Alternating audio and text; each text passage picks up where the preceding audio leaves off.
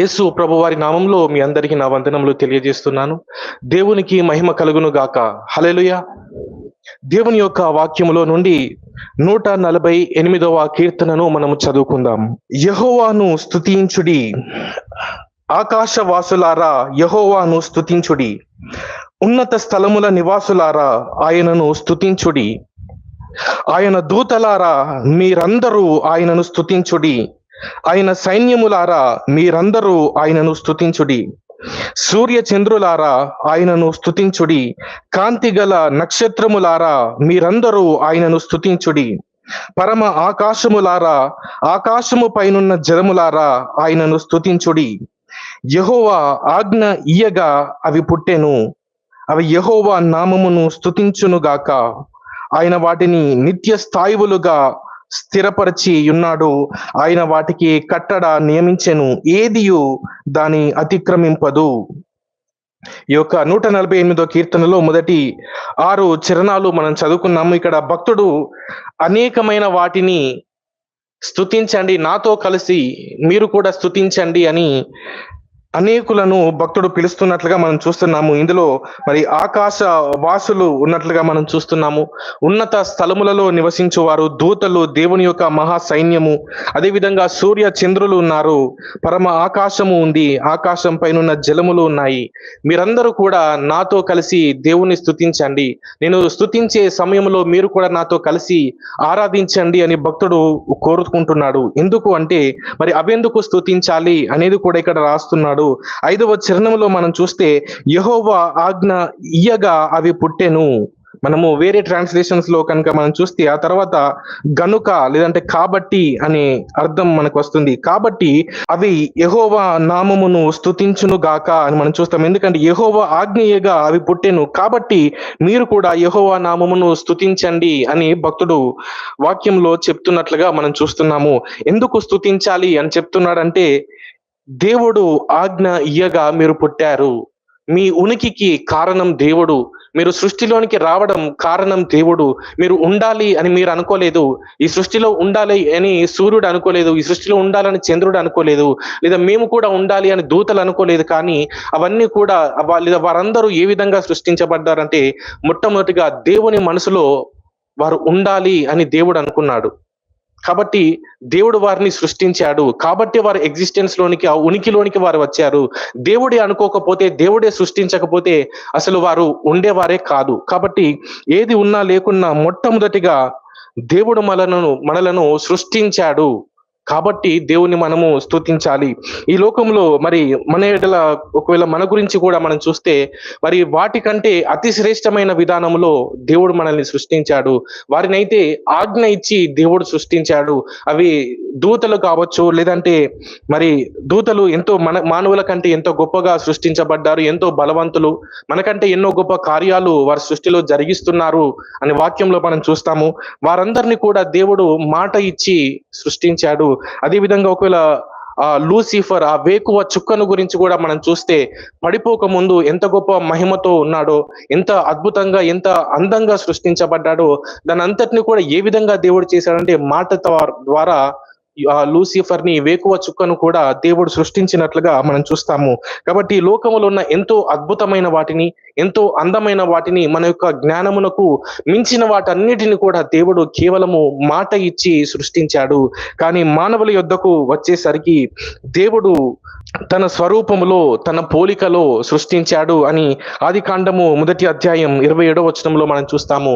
మరి వాటిని సృష్టించినందుకే అవి స్తుతించడానికి పాత్రులవుతే మీరు కూడా నాతో స్తుతించండి అని భక్తుడు అంటే, మరి మనము దేవుని స్వరూపంలో మనము సృష్టించబడ్డాము. మనము ఇంకెంత పాత్రులమై ఉన్నాము దేవుని స్తుతించడానికి.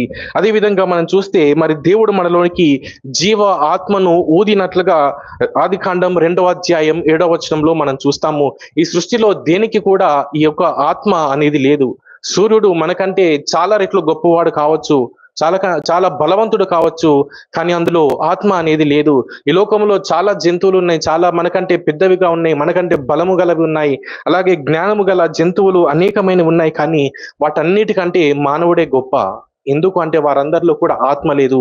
వారందరికంటే గొప్పగా దేవుడు మనల్ని సృష్టించాడు. దేవుడు ఊదినప్పుడు నరుడు జీవాత్మ ఆయను అని దేవుని వాక్యంలో మనం చూస్తాము. అనగా దేవునిలో నుండి వచ్చిన ఆ ఆత్మ మనలో ఉంది. కాబట్టి మనము ఇంకా ఎక్కువగా దేవుని మనం స్తుతించాలి. స్తుతించుటకు ఇంకా మనము ఎక్కువగా పాత్రులము అని మనం చూస్తున్నాము.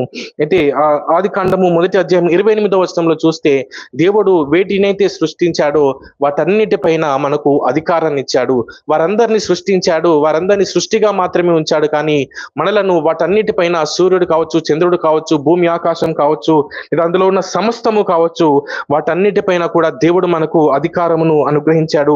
ఇంత గొప్పగా దేవుడు మనల్ని సృష్టించాడు. కాబట్టి మనము ఎంతగానో దేవుణ్ణి స్తుతించడానికి పాత్రులమై ఉన్నాము అని మనం చూస్తున్నాం. అయితే ఈ లోకంలో అనేకమైన తారతమ్యాలు ఉండవచ్చు. కొంతమంది ధనికుల కుటుంబంలో పుడుతున్నారు, కొంతమంది పేదరికంలో పుడుతున్నారు.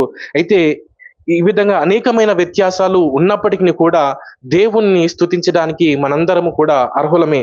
దేవుని వాక్యంలో మనం చూస్తే మరి దావీదు మనం చూస్తాము. ఆ యొక్క పశువుల కాపరిగా, గొర్రెల కాపరిగా ఉన్న దావీదును దేవుడు ఎంతగానో హెచ్చించాడు. తన భక్తిని బట్టి గొప్ప రాజుగా చేశాడు. అతను దేవుని యొద్ద గొప్ప సాక్ష్యాన్ని పొందుకున్నాడు. ఈయన నా హృదయానుసారుడు అనే సాక్ష్యాన్ని పొందుకున్నాడు. అయితే లాజరు జీవితంలో మనం చూస్తే లాజరు ఎటువంటి భౌతికమైన ఆశీర్వాదాన్ని చూడలేదు. దేవుని చేత శపించబడిన వాడిగా ఒకవేళ ప్రజలు పరిగణించి ఉంటారు. అయితే అటువంటి స్థానంలో ఉన్న లాజరు కూడా దేవుని చేత గొప్ప సాక్ష్యం పొందుకున్నాడు. దేవుని చేత ఎంతగానో హెచ్చించబడ్డాడు. లాజరు ఎక్కడున్నాడో మనకు తెలుసు. ఎక్కడున్నాడు అంటే అబ్రహాము రొమ్మున ఆనుకొని ఉన్నాడు. ప్రపంచంలో లేదంటే పరలోక రాజ్యంలో ఉన్న ప్రతి ఒక్కరు కూడా చూడగలిగిన స్థానంలో అతను ఉన్నట్టుగా మనం దేవుని వాక్యంలో చూస్తాం. కాబట్టి ఈ లోకంలో తారతమ్యాలు కనిపించిన దేవుని యొద్ద సాక్ష్యం పొందుకోవడానికి, మనం పరలోక రాజ్యంలో గొప్ప స్థానాలను పొందుకోవడానికి అవేవి అడ్డు కాదు అని మనం చూస్తున్నాం. కాబట్టి ఈ లోకంలో మనము ఈ పరిస్థితిలో ఉన్నానే, ఆ పరిస్థితిలో ఉన్నానే అని అది స్తుతించకుండా ఉండడానికి కారణం కాదు.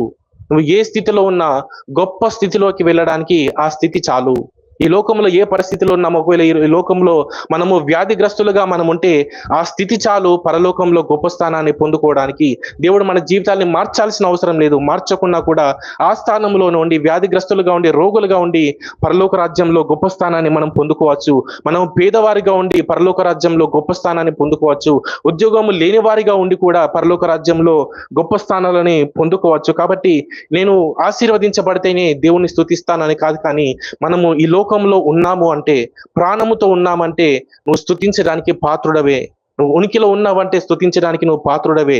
నీకు దేవుడు గొప్ప అవకాశాలు ఇచ్చాడు. పరలోక రాజ్యంలోనే ఆ సింహాసనాలను పొందుకోగలిగిన ఆ స్థానములో, ఆ ఉద్యోగములో మనమందరము ఉన్నాము. కాబట్టి మనము జీవిస్తున్నాము అంటే, మనము బ్రతికున్నామంటే మనము దేవుణ్ణి స్తుతించాలి. ఏ విధంగా ఇక్కడ భక్తుడు అంటున్నాడు, యెహోవా ఆజ్ఞయగా అవి పుట్టెను, అవి యెహోవా నామమును స్తుతించును గాక.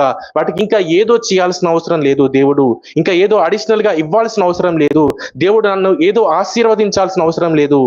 దేవుడు మనకు ఇంకా ఏది ఇవ్వకున్నా మనం బ్రతికున్నామంటే, ఊపిరి పీల్చుకుంటున్నామంటే అది దేవుణ్ణి స్తుతించడానికి గొప్ప కారణము అని వాక్యంలో నుండి మనం నేర్చుకుంటున్నాం. అయితే దేవుడు ఏ స్థితిలో మానవుని ఉంచాడో, ఏ స్థితిలో మానవుణ్ణి సృష్టించాడో ఆ స్థితిలో నుండి ఆదాము పడిపోయాడు అని మనం చూస్తాం.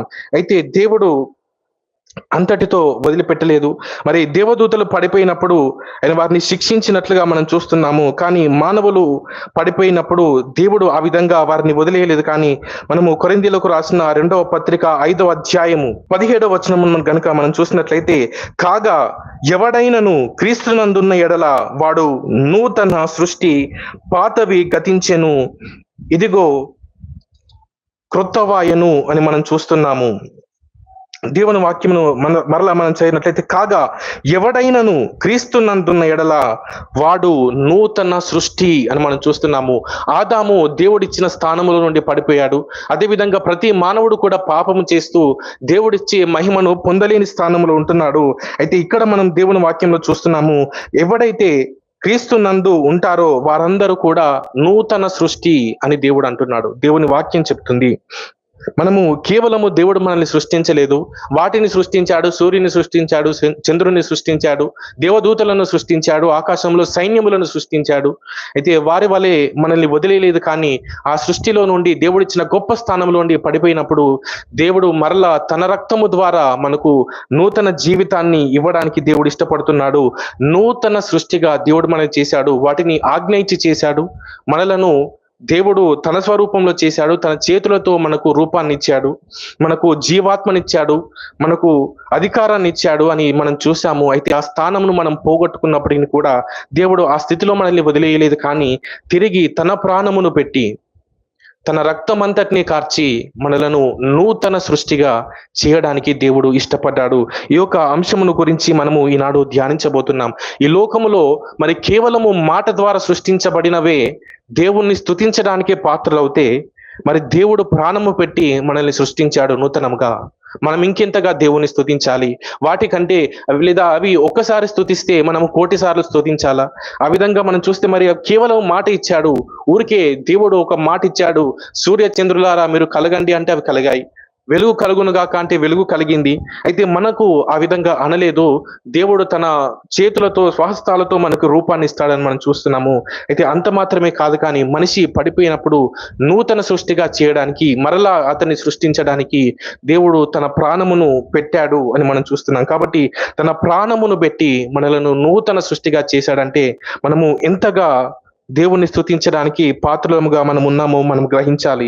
దాన్ని బట్టి మనము దేవుణ్ణి స్తుతించాలి అని మనం నేర్చుకుంటున్నాం. అయితే మనము పాత జీవితంలో, గత జీవితంలో మనం ఏ విధంగా ఉన్నాము, నూతన సృష్టిలో దేవుడు మనల్ని ఏ విధంగా దేవుడు చేశాడో దాన్ని బట్టి మనము దేవుణ్ణి స్తుతించాలి అని మనము ధ్యానించబోతున్నాం. దేవుని యొక్క వాక్యంలో నుండి ఎఫెసీలోకి రాసిన పత్రిక 2వ అధ్యాయం 1వ వచనమును మనం చూస్తే, మీ అపరాధముల చేతను పాపముల చేతను మీరు చచ్చిన వారై ఉండగా ఆయన మిమ్మును క్రీస్తుతో కూడా బ్రతికించెను అని మనం చూస్తున్నాం. గత జీవితంలో మనం చూస్తే, గత సృష్టిలో గనక మనల్ని చూసుకుంటే, మనము అపరాధములు చేసి, పాపములు చేసి, దేవుని యొక్క ధర్మశాస్త్రమును అతిక్రమించి, ధర్మశాస్త్రానుసారముగా మరణానికి పాత్రులమై ఉన్నాము. చచ్చిన వారై ఉండగా అంటే ఒక వ్యక్తి ఉరి శిక్ష పడి జైల్లో ఉన్నాడు. ఆ ఉరి శిక్ష కోసం ఎదురు చూసుకుంటూ, అతని కోసం ముందుంది ఏంటంటే అతనిక చావబోతున్నాడు. ఇంకొన్ని నెలల తర్వాత అతనికి ఉరి శిక్ష విధిస్తాడు, అతను చనిపోతాడు. అటువంటి పరిస్థితిలోనే ప్రజలందరూ ఉన్నారు. అటువంటి పరిస్థితిలోనే గత జీవితంలో మనము కూడా ఉన్నాం. దేవునికి అతిక్రమించి, దేవుని యొక్క ధర్మశాస్త్రమును అతిక్రమించి పాపము చేసి చచ్చిన వారై మీరు ఉండగా, చచ్చిన వారముగా మనం ఉన్నాము. మన కొరకు ముందుంది ఏంటి అంటే దేవుని ఉగ్రత మాత్రమే, ఒక నరకం మాత్రమే మన కొరకు పొంచి ఉంది. ఈ లోకంలో జీవించిన తర్వాత మన డెస్టినేషన్ ఏంటి, మన స్టాప్ ఏంటి, ఎక్కడ మనం దిగుతాం, ఎక్కడ మనం రెస్ట్ తీసుకుంటామంటే నరకంలోనే. ఆ నరకము, ఆ నిత్య వేదనే మనకు గత జీవితంలో మనకు ఉంది. అయితే ఇక్కడ మనం చూస్తున్నాము, ఆయన మిమ్మును క్రీస్తుతో కూడా బ్రతికించాడు. ఇప్పుడు మనకు మరలా నూతన జీవితమును అనుగ్రహించాడు దేవుడు. ఈ నూతన సృష్టిలో దేవుడు మనకు నూతనమైన ఆరంభమును దేవుడు అనుగ్రహించాడు. నీ యొక్క గత జీవితాన్ని దేవుడు పక్కన పెట్టేశాడు. నువ్వు ఎన్ని పాపాలు చేశావో, ఎన్ని అపరాధాలు చేశావో వాటన్నిటిని కూడా యేసు ప్రభు తన రక్తము ద్వారా కడిగి నేను నూతన సృష్టిగా చేయడం ద్వారా నీకు నూతన జీవితాన్ని దేవుడు అనుగ్రహించాడు, లేదా నూతనమైన ఆరంభాన్ని దేవుడు నీకు ఇచ్చాడు. మరలా క్రొత్తగా జీవించు అని నూతన అవకాశాలను దేవుడు మనకు అనుగ్రహిస్తున్నట్లుగా మనం దేవుని వాక్యంలో చూస్తున్నాము. మరి ఉగ్రతకు పాత్రలమైన మనలను దేవుడు అక్కడి నుండి తన రక్తము ద్వారా కడిగి మరలా నూతన జీవితము జీవించడానికి, మరలా యేసు ప్రభువులో పరిశుద్ధమైన జీవితమును జీవించడానికి దేవుడు మనల్ని పిలుస్తున్నాడు. కాబట్టి తన రక్తము ద్వారా కడిగి నూతన సృష్టిగా మనకు చేశాడు. అనగా నూతన జీవమును లేదా నూతన ఆరంభమును దేవుడు మనకు అనుగ్రహించాడు. పూర్వము మనము జరిగించిన వాటన్నిటిని కొట్టివేశాడు. ఏ కేసులైతే మన మీద ఉన్నాయి, ఏ పాపం అయితే మన మీద ఉందో వాటన్నిటిని కూడా ఆయనే చెల్లించి, ఆయనే క్రయధనము చెల్లించి మనలను నూతనమైన వ్యక్తులుగా, నూతన బ్రతుకు గల వారిగా, నూతన జీవము గల వారిగా, వీరు పరిశుద్ధులు అన్నట్లుగా, వీరి జీవితంలో ఏ కలంకము లేదు అన్నట్లుగా మరలా క్రొత్త జీవితాన్ని, క్రొత్త జీవమును దేవుడు మనకు అనుగ్రహించినట్లుగా మనం చూస్తున్నాము. మరి దేవుని యొక్క వాక్యములో యోహాను సువార్త 8వ అధ్యాయంలో గనుక మనం చూస్తే అక్కడ పాపములో పట్టబడిన స్త్రీని మనం చూస్తాము. అక్కడ చూస్తే మనకు ఒకే ఒక మార్గం కనిపిస్తుంది. ఏంటంటే మరి ఆ స్త్రీని ధర్మశాస్త్రానుసారంగా కొట్టి చంపడం మాత్రమే అక్కడ దారి మనకు కనిపిస్తుంది. అయితే యేసు ప్రభువారు అక్కడ నూతనమైన మార్గమును సృష్టించినట్లుగా, లేదా ఆ యొక్క ధర్మశాస్త్రమును వారికి నిజముగా వారికి అర్థమయ్యేటట్లుగా వారి కండ్లను తెరిచి ఆ యొక్క స్త్రీని అక్కడ తప్పించినట్లుగా, శిక్ష నుండి తప్పించి ఆమెకు నూతనమైన జీవం ఇచ్చి ఇక నువ్వు పాపము చేయకుము అని ఆమెను చెప్పి ఆమెకి నూతనమైన జీవితాన్ని అక్కడ ప్రసాదించినట్లుగా మనం చూస్తాం. అదేవిధంగా యోహాను సువార్త 5వ అధ్యాయంలో కూడా అక్కడ కూడా వ్యాధిగ్రస్తుడు, శాపగ్రస్తుడైన ఆ వ్యక్తి దేవుడు స్వస్థపరిచి ఆ తర్వాత యేసు ప్రభు అంటాడు, ఇకను నీకు కీడు కలగకుండానట్లు, ఇంకా మరి ఎక్కువ కీడు నీకు కలగకుండానట్లు పాపము చేయకము అని వారికి కొత్త జీవితాన్ని అనుగ్రహించినట్లుగా మనం చూస్తున్నాము. అదే విధంగా మనకు కూడా యేసు ప్రభు వారు ఇంతవరకు మనం ఏ పాపం చేశామో దేవుడు వాటన్నిటిని చూడట్లేదు, నువ్వు ఇలాంటి వ్యక్తివి అని అనట్లేదు, కానీ ఇక నుండి పాపం చేయకు. మనం ఎప్పుడైతే యేసు ప్రభు యుద్ధకు వచ్చామో, సువార్తను అంగీకరించామో, ఆయన యందు విశ్వాసం ఉంచామో, యేసు ప్రభు వారు మనకు నూతన జీవితాన్ని ఇస్తున్నాడు. ఇక నుండి నువ్వు పాపం చేయకు, ఇక నుండి పరిశుద్ధంగా జీవించు అని, ఆ పరిశుద్ధంగా జీవించడం కొరకు నూతన జీవితాన్ని, నూతన ఆరంభాన్ని, కొత్త వ్యక్తులుగా దేవుడు మనల్ని సృష్టించాడు అని మనం చూస్తున్నాం. కాబట్టి ఈ నూతన సృష్టి అనగా నూతన జీవితమును దేవుడు మనకు అనుగ్రహించాడు, లేదా నూతన ఆరంభాన్ని దేవుడు మనకు అనుగ్రహించాడు. కాబట్టి దాన్ని బట్టి మనము స్తుతించాలి అని మనం చూస్తున్నాం. రెండవదిగా మనం చూసినట్లయితే యెహెజ్కేలు గ్రంథము 36వ అధ్యాయం 26వ వచనమును మనం చదువుకుందాం. నూతన హృదయము మీకు ఇచ్చేదను, నూతన స్వభావము మీకు కలగజేసేదను, రాతి గుండె మీలో నుండి తీసివేసి మాంసపు గుండెను మీకు ఇచ్చేదను అని మనం చూస్తున్నాం. రెండవదిగా నూతన సృష్టిలో ఏమి జరిగింది, దేవుడు మనల్ని తన రక్తము ద్వారా కడిగి దేవుడు ఏమి చేశాడు, ఏ విధంగా మనల్ని నూతనంగా సృష్టించాడంటే మనకు నూతనమైన హృదయమును అనుగ్రహించాడు అని దేవుని యొక్క వాక్యంలో మనం చూస్తున్నాము. మరి గత జీవితంలో మనం చూస్తే మరి దేవుని యొక్క వాక్యం అంటుంది, మన యొక్క హృదయములలోని తలంపులలో ఊహ అంతయు ఎల్లప్పుడూ కేవలము చెడ్డది, అంతా చెడ్డదే, ఎల్లప్పుడూ చెడ్డదే, కేవలము చెడ్డదే. అంటే చెడ్డది కాకుండా ఇంకేది రాదు, కేవలము చెడ్డది అంటే అందులో కొంచెం మంచి కలిసింది అని కాదు, కానీ కేవలము చెడ్డది, మొత్తం 100% చెడ్డదే. ఎప్పుడెప్పుడు అంటే ఎల్లప్పుడూ చెడ్డదే. ఎంత అంటే అంత, అన్ని కోణాలలో 100% మానవుని యొక్క హృదయం చెడిపోయి ఉంది అని దేవుని వాక్యం అంటుంది. మరి యొక్క పరిస్థితులను కూడా మనం చూస్తే మరి మనిషి యొక్క హృదయం ఎంత స్వార్థపూరితంగా ఉందో మనకు కనిపిస్తుంది. మన గత జీవితంలో మన జీవితాన్ని పరిశీలించుకున్నా కూడా మనలో ఎంత స్వార్థం ఉందో మనము అర్థం చేసుకోవచ్చు. అదేవిధంగా మరి ఎక్కడ చూసినా కూడా సొంత ఆలోచనలపైన ఆధారపడ్డానే మనం చూస్తాం. హృదయమును నమ్ముకోవద్దు, మనసును నమ్ముకోవద్దు అని దేవుని వాక్యం చెప్తుంటే, ప్రపంచమంతా, లోకమంతా కూడా నిన్ను నీవు నమ్ముకో, నీ హృదయాన్ని నమ్ముకో, నీ మనసుకు నచ్చినట్లుగా చెయ్యి అని దేవునికి విరోధమైన వాటన్నిటిని నేర్పించడం, వాటినే మనం నేర్చుకొని మన హృదయాలను చెడగొట్టుకోవడాన్ని మనం చూస్తున్నాము. అయితే వీటన్నిటికీ విరుద్ధముగా, వ్యతిరేకంగా దేవుడు మనలో నూతనమైన హృదయాన్ని కలుగజేశాడు. మనకు మేలు కలుగునట్లుగా, మీకు మీ పిల్లలకి మేలు కలుగునట్లుగా నూతనమైన హృదయాన్ని మీకు ఇస్తాను అని దేవుడు తన వాక్యంలో అన్నాడు. ఇంతకు ముందు అంతా చెడ్డదే, చెడ్డ హృదయంలో నుండి ఏం వస్తుంది, అంతా చెడ్డదే. చెడ్డ హృదయం నుండి ఏది విత్తుకుంటామో అంతా కూడా తిరిగి దాన్నే పొందుకుంటాము, చెడునే విత్తుతాము, చెడునే పొందుకుంటాము. అటువంటి దౌర్భాగ్యమైన పరిస్థితిలోనే ప్రజలందరూ ఉన్నారు. 32వ గ్రంథం 32వ అధ్యాయం 39వ వచనంలో మనం చూస్తే, దేవుని అందు భయభక్తులు కలిగి ఉండినట్లు నూతన హృదయము దేవుడు మనకు అనుగ్రహించాడు అని మనం చూస్తాము.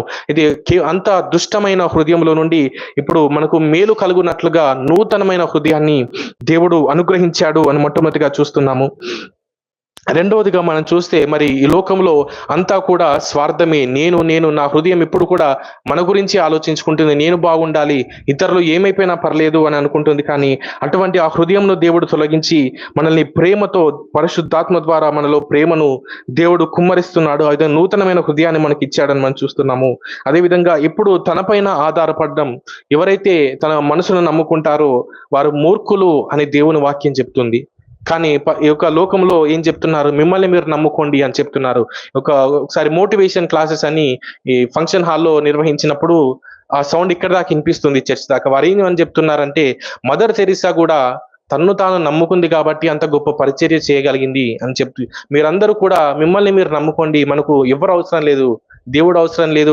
డబ్బు అవసరం లేదు. ఏది అవసరం లేదు. ఎవరు మనల్ని నమ్మాల్సిన అవసరం లేదు. మిమ్మల్ని మీరు నమ్ముకోండని ప్రపంచమంతా అదే సరైన దారి అన్నట్లుగా. అందుకే దేవుని యొక్క వాక్యం అంటుంది, లోక మర్యాదను మీరు అనుసరించకూడదు అని దేవుని వాక్యం చెప్తుంది. అయితే గత జీవితంలో అటువంటి హృదయాన్ని మనం కలిగి ఉన్నాము. 100 మంది చెప్పినా కూడా వారి మాట వినడం కంటే మన హృదయాన్ని నమ్మడమే శ్రేష్టమైంది అని మనం అనుకుంటాము. ఆ 100 మందికి తెలియదు అనుకుంటాము. వారికి ఎంత అనుభవం ఉన్నా కూడా వారందరూ చెప్పిన దానికంటే నా మనసు చెప్పిందే కరెక్ట్. నా మనసు చెప్పిందే సరైంది అని మనం అనుకుంటాము. అటువంటి ఆ దుష్టమైన హృదయంలో నుండి దేవుడు మనల్ని తప్పించి నూతనమైన హృదయాన్ని దేవుడు మనకు అనుగ్రహించాడు. ఆ పాపపు జీవితము, ఆ పాపమును కోరుకునే హృదయమును దేవుడు తీసివేసి నూతన హృదయాన్ని దేవుడు మనకు అనుగ్రహించాడు. మనం అదేవిధంగా హెబ్రీయులకు రాసిన పత్రిక 10వ అధ్యాయం 22వ వచనమును చూస్తే అక్కడ ప్రోక్షింపబడిన హృదయము గలవారము అని మనం చూస్తాము. ఏం ప్రోక్షించబడింది అనగా దేవుని రక్తము చేత మన హృదయములు ప్రోక్షించబడ్డాయి. ఈ శరీరమును శుద్ధి చేసుకోవడానికి ఏ విధంగా నీరు దేవుడు ఇచ్చాడో, ఏ విధంగా మందిరంలోనికి వెళ్లే ముందు అక్కడ యూదులు వారు నీళ్లతో తమను తాము శుద్ధి చేసుకొని వెళ్తారో, అదే విధంగా నిత్యము మన హృదయం పరిశుద్ధంగా ఉండడానికి, నిత్యము మన హృదయం నూతనంగా ఉండడానికి, మరలా ఈ యొక్క లోకము చేత కలుషితము కాకుండా ఉండడానికి దేవుడు తన రక్తమును అనుగ్రహించాడు. ఆ రక్తము ద్వారా మనకు ప్రొటెక్షన్ ఇస్తున్నాడు. మన హృదయం మరలా పాతది కాకుండా, మరలా స్వార్థములో చిక్కుకొని పోకుండా, మరలా మనల్ని మనమే నమ్ముకొనకుండగా, మన దుష్ట హృదయముగా మారకుండా ఆ దేవుని రక్తము ద్వారా దేవుడు మన హృదయాలని నిత్యము కడుగుతూ నిత్యము నూతనముగా ఉండేదిగా దేవుడు చేస్తున్నాడు. కాబట్టి దాన్ని బట్టి మనము స్తుతించాలి. ఆ నూతన హృదయమును అనుగ్రహించినందుకు, దేవుని రక్తము ద్వారా మన హృదయాలను కడుగుతూ నిత్యము ఆ హృదయాన్ని నూతనముగా ఉంచుతున్నందుకు దేవుణ్ణి మనము స్తుతించబద్దులమై ఉన్నాము. మరి అపోస్తులు వారి జీవితాల్లో చూస్తే ప్రాముఖ్యముగా అపోస్తలుడైన పౌలు భక్తుని మనం చూస్తే, సత్యము ఎరగక ముందు అతడు నేను సత్యము కోసం జీవిస్తున్నాను అని ఎంతో హింస చేశాడు. ఎంతో కీడును కలిగించినట్లుగా మనం చూస్తాము. అయితే మరి యేసు ప్రభువుని నమ్ముకున్నాక మరలా అదే పనిని అతను కొనసాగించలేదు. ఇంతవరకు క్రైస్తవులను హింసించాడు. కానీ యేసు ప్రభువుని దర్శించి సత్యము తెలుసుకున్నాక మరలా అదే హృదయం గనుక అతనికి ఉంటే, ఇప్పుడు మీరు యేసు ప్రభువుని నమ్ముకోకపోతే మిమ్మల్ని హింసిస్తాను అని బయలుదేరేవాడేమో. కానీ దేవుడు నూతన హృదయం కలగజేశాడు కాబట్టి ఆ విధంగా కాకుండా ఎంతో ప్రేమతో అయ్యలారా అని బ్రతిమలాడుకుంటూ సువార్తను ప్రకటించాడు. యూదులకు యూదులుగా ఉన్నాడు, అన్యజనులకు అన్యజనులుగా అతను ఉండి, అంటే తను తాను తగ్గించుకొని సువార్తను ప్రకటించినట్లుగా మనం చూస్తాము. ఎందుకు అంత గొప్ప మార్పు కలిగింది అంటే, యేసు ప్రభువును అతను దర్శించినప్పుడు, అతని జీవితంలో నూతన సృష్టిగా చేసినప్పుడు అతని హృదయం కూడా మారిపోయింది. దేవుడు నూతనమైన హృదయాన్ని అనుగ్రహించాడు. అందుకే నూతనమైన ఆలోచనలతో, దేవుని ఆలోచనలతో అతడు సువార్త ప్రకటించినట్లుగా, అతడు కొనసాగినట్లుగా మనం చూస్తాం. కాబట్టి ఆ నూతన హృదయాన్ని మనకు అనుగ్రహించినందుకు, పాపాన్ని కోరుకునే హృదయం కాకుండా దేవుని మార్గములను కోరుకునే హృదయం మనకిచ్చాడు. ఇతరులను ప్రేమించాలి అని కోరుకునే హృదయాన్ని మనకిచ్చాడు. దేవుని పైన ఆధారపడాలి, దేవుని వైపు చూడాలని ఇష్టపడే ఆ హృదయాన్ని దేవుడు మనకు అనుగ్రహించాడు. కాబట్టి వాటన్నిటిని బట్టి దేవుడిని మనము స్తుతించాలి అని మనం నేర్చుకుంటున్నాం. మూడవదిగా మనం చూస్తే యెహెజ్కేలు గ్రంథము 11వ అధ్యాయం 19వ వచనమును మనం చదువుకుందాం. వారు నా కట్టడలను నా విధులను అనుసరించి గైకొనున్నట్లు నేను వారి శరీరంలో నుండి రాతి గుండెను తీసివేసి వారికి మాంసపు గుండెను ఇచ్చి వారికి ఏక మనసు కలగజేసి వారి యందు నూతన ఆత్మ పుట్టింతును అని మనం చూస్తున్నాము. ఇంతకుముందు మనం చూసాము, దేవుడు నూతనమైన హృదయాన్ని కలిగించాడు. ఈ నూతన హృదయంతో మనం ఏం చేస్తాము? దేవుణ్ణి కోరుకుంటాము, మంచిని కోరుకుంటాము, ప్రేమను కోరుకుంటాము. అయితే దేవునికి ఇష్టమైన వాటన్నిటిని కోరుకుంటాము. అయితే వాటన్నిటిని జరిగించాలంటే మనకు శక్తి కావాలి. మన హృదయము లేదా అపోస్తలుడు అయిన పౌలు గనుక మనం చూస్తే, మేలు చేయు కోరిక నాకు కలదు కానీ కీడు చేయుటే నాకు కలుగుచున్నది అని అతడు అంటాడు. అనగా అతనిలో శక్తి లేదు. నేను పాపానికి పట్టబడి ఉన్నాను, పాప నియమము నాలో పనిచేస్తుంది అని మనం చూస్తాము. అయితే కోరిక మాత్రమే కలిగి ఉండడం కాదు, నూతన హృదయం మనం కలిగింది, దేవుణ్ణి కోరుకుంటాము, భక్తిగా జీవించాలి అనే తలంపులు హృదయంలో నుండి వస్తాయి. అయితే ఆ విధంగా జీవించాలి అంటే, దేవుని ఆజ్ఞలను గైకొనాలి అంటే మనం చూస్తున్నాం ఇక్కడ, వారు నా కట్టడలను నా విధులను అనుసరించి గైకొనున్నట్లు అని మనం చూస్తున్నాము. దేవుని ఆజ్ఞలో మనము జీవించడానికి, దేవుని మార్గములలో మనం కొనసాగడానికి దేవుడు మనకు నూతనమైన ఆత్మను అనుగ్రహించాడు అని మనం చూస్తున్నాం. దేవుని ఒక నూతన హృదయము దేవుని మార్గములను కోరుకుంటుంది. అయితే దేవుడిచ్చిన ఆ నూతన ఆత్మ అనగా దేవుడు అనుగ్రహిస్తున్న పరిశుద్ధాత్మ ఆ మార్గములో కొనసాగడానికి కావలసిన శక్తిని మనకు అనుగ్రహిస్తుంది అని మనం చూస్తున్నాం. అపోస్తల కార్యములు 1వ అధ్యాయం 8వ వచనంలో చూస్తే, మీరు విశ్వసించినప్పుడు లేదా మీరు పరిశుద్ధాత్మను పొందుకున్నప్పుడు మీరు శక్తిని పొందుకుంటారు అని అక్కడ మనం చూస్తాము. అదే విధముగా అపోస్తల కార్యములు 19వ అధ్యాయం 1వ వచనంలో, మీరు విశ్వసించినప్పుడు పరిశుద్ధాత్మను పొందుకున్నారా అని అక్కడ కూడా అపోస్తలుడైన పౌలు భక్తుడు అడుగుతాడు. ఎందుకంటే మరి దేవుని యొక్క వాక్యంలో మనం చూస్తాము, విశ్వసించిన వారందరికీ కూడా దేవుని కుమారులుగా ఉండటానికి అధికారము అనగా గ్రీక్ లో మనం చూస్తే శక్తి అని మనం చూస్తాము. దేవుని కుమారులుగా ఉండటానికి శక్తి ఎవరికి అనుగ్రహించబడుతుంది? విశ్వాసులకు అనుగ్రహించబడుతుంది అని మనం చూస్తున్నాము. అయితే అపోస్తలుడైన పౌలు భక్తుడు అంటున్నాడు, ఆ మధ్యలో జరిగేది ఏంటి అంటే, మీరు విశ్వసించినప్పుడు పరిశుద్ధాత్మను మీరు పొందుకున్నారా? అనగా విశ్వసించినప్పుడు పరిశుద్ధాత్మను పొందుకుంటున్నాము. పరిశుద్ధాత్మను పొందుకున్నప్పుడు దేవుని కుమారులుగా జీవించడానికి కావాల్సిన శక్తి మనకు వస్తుంది. దేవుని ఆజ్ఞల ప్రకారముగా జీవించడానికి కావలసిన శక్తిని మనము పొందుకుంటాము. ఏదైతే ఆదాము విఫలమైపోయాడో, దేవుని ఆజ్ఞానుసారంగా జీవించలేకపోయాడు, పరిపూర్ణుడే, పాపము లేని వ్యక్తి, కానీ అతడు ఓడిపోయినట్లుగా మనం చూస్తాము. హవ్వ ఓడిపోయినట్లుగా మనం చూస్తాము. పరిపూర్ణ దంపతులు, మొదటి దంపతులు ఎక్కడైతే ఓడిపోయారో అక్కడ విజయము సాధించడానికి, అక్కడ మనకు విజయమును అనుగ్రహించడానికి పరిశుద్ధాత్మ ద్వారా దేవుడు మనకు శక్తినిస్తున్నాడు. ఏ శక్తి మరి వారు శక్తి కలిగి ఉన్నప్పటికీ కూడా వారు చేయలేకపోయారు, ఆదాము హవ్వలు. అయితే ఆ తర్వాత ఎవరికి కూడా శక్తి అనేది లేదు, పాపమును ఎదిరించడానికి శక్తి లేని వారిగా మనం చూస్తాము. మరి పాపము లేని వారిని కూడా మరణము వారికి కలిగింది, పాపము వారిని ఏలింది అని దేవుని యొక్క వాక్యంలో మనం చూస్తున్నాము. అయితే ఆ విధమైన ఆ పాపపు ఒక అధికారం ఏది కూడా మన మీద ఉండకుండా దేవుడు నూతన ఆత్మను మనకు అనుగ్రహిస్తున్నాడు. ఆదాము చేయలేకపోయాడు కావచ్చు, హవ్వ చేయలేకపోయారు కావచ్చు, మరి బలవంతుడైన సంసోను దేవునికి ఇష్టానుసారంగా జీవించలేకపోయాడు కావచ్చు, దేవుని కుమారునిగా జీవించలేకపోయాడు కావచ్చు, మిక్కిలి జ్ఞానము కలిగిన సొలొమోను కూడా దేవుని కుమారుడిగా జీవించలేకపోయాడు. అయితే మనము దేవుని కుమారులుగా జీవించడానికి దేవుడు నూతనమైన ఆత్మను, పరిశుద్ధాత్మను మనకు అనుగ్రహించి గొప్ప శక్తిని మనకు కలగజేస్తున్నట్లుగా మనం చూస్తున్నాము. కాబట్టి మన ప్రతి శోధనను మనం జయించడానికి, మరి మీలో ఉన్నవాడు లోకములో ఉన్న వాని కంటే గొప్పవాడు అని 1 యోహాను పత్రిక 4వ అధ్యాయం 4వ వచనంలో మనం చూస్తాము. మీలో ఉన్నవాడు లోకములో ఉన్న వాని కంటే గొప్పవాడు. కాబట్టి ఈ లోకములో ఏ శ్రమలైతే కలుగుతున్నాయో, ఏ శోధనలైతే కలుగుతున్నాయో, దేవుని కుమారులుగా మనం జీవించకుండగా దేవుడు మనకు ఏ నూతనమైన సృష్టిని ఇచ్చాడో, నూతన హృదయాన్ని ఇచ్చాడో, నూతనమైన అనేకమైన స్థానాలను ఇచ్చాడు. ఇంకా మనము నూతన సృష్టిలో ఏవి కలిగాయో మనం చూస్తే అనేకమైన వాటిని మనం ధ్యానించవచ్చు. అయితే కేవలము 3 మాత్రమే మనం ధ్యానిస్తున్నాము. అయితే ఆ స్థితిలో మనం ఉండగలుగునట్లుగా దేవుడు మనకు పరిశుద్ధాత్మను అనుగ్రహించాడు.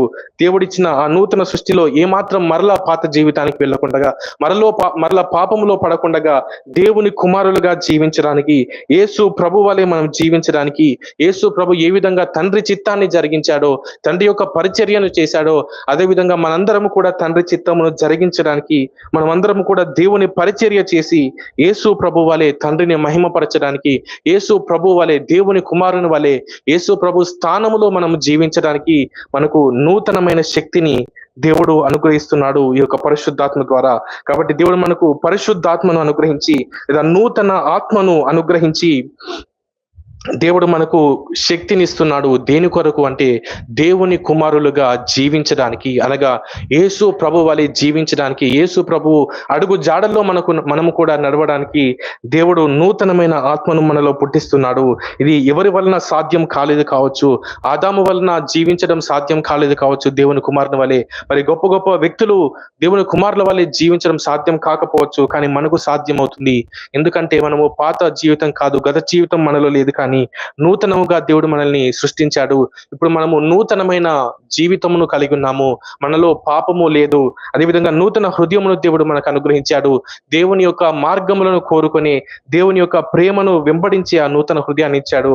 అదేవిధంగా ఆ మార్గములలో కొనసాగడానికి, దేవుని యొక్క మార్గములలో కొనసాగడానికి, దేవుని యొక్క వాక్యానుసారంగా జీవించడానికి, దేవుని కుమారునిగా జీవించడానికి దేవుడు మనకు నూతన ఆత్మను అనగా పరిశుద్ధాత్మను అనుగ్రహించాడు అని మనం చూస్తున్నాము. కాబట్టి దేవుడు తన రక్తమును చెల్లించి, తన ప్రాణమును క్రయధనముగా చెల్లించి మనల్ని నూతన సృష్టిగా మనల్ని చేశాడు. కాబట్టి కేవలము ఆజ్ఞ ద్వారా సృష్టించబడినవే దేవుని స్తుతించడానికి పాత్రలవుతే, మరి తన ప్రాణమును పెట్టి నూతనముగా పడిపోయారని వదిలేయలేదు, కానీ తన ప్రేమ ద్వారా తన ప్రాణమును పెట్టి మరలా మనల్ని నూతన సృష్టిగా చేశాడు. కాబట్టి ఎంతగా మనము దేవుణ్ణి స్తుతించడానికి పాత్రలము మనము గుర్తించాలి, గ్రహించాలి. దాన్ని బట్టి మనము దేవుని స్తుతించాలి అని దేవుని వాక్యంలో మనం నేర్చుకుంటున్నాం. దేవుడి వాక్యమును దీవించును గాక. ప్రార్థన చేసుకుందాం.